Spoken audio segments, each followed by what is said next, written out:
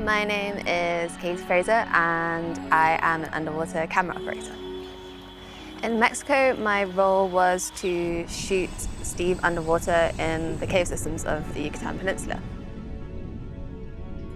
I think there is a bit of a misconception about cave diving in that it is an adrenaline junkie sport, it is super dangerous. And it's just not true. Actually, it's the complete opposite. Everything about cave diving is meticulously planned down to the minute. Hours, days before you actually go in the water.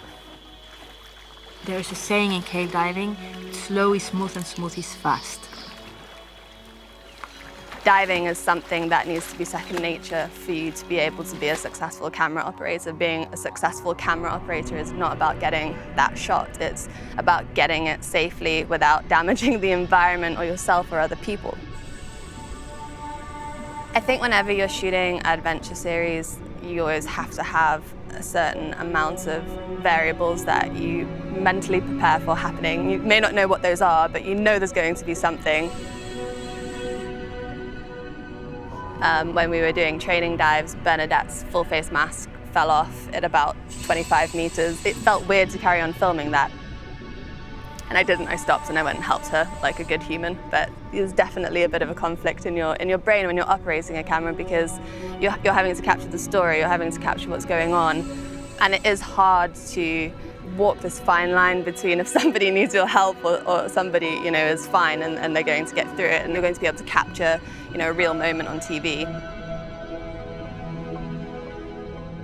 When you go into a cave for the first time to light it, it's obviously very difficult because you don't necessarily know what you're lighting, and I have to do it in, minutes, or even on the fly while Steve is talking, and work with my lighting guy, Marty, to be able to create these dynamic, moving shots that are continuously well lit. So we do that multiple ways. We place lights, so swimming ahead and setting up the shot for divers to swim through. We do showering shots, so sometimes you'll see that Steve is swimming along and he's constantly lit, and that's because Marty is essentially on the roof of the cave holding two lights showering Steve and following him and tracking him that whole way.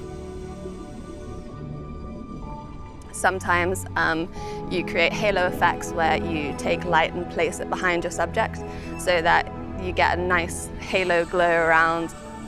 It's all about creating depth of field, making it interesting and dynamic.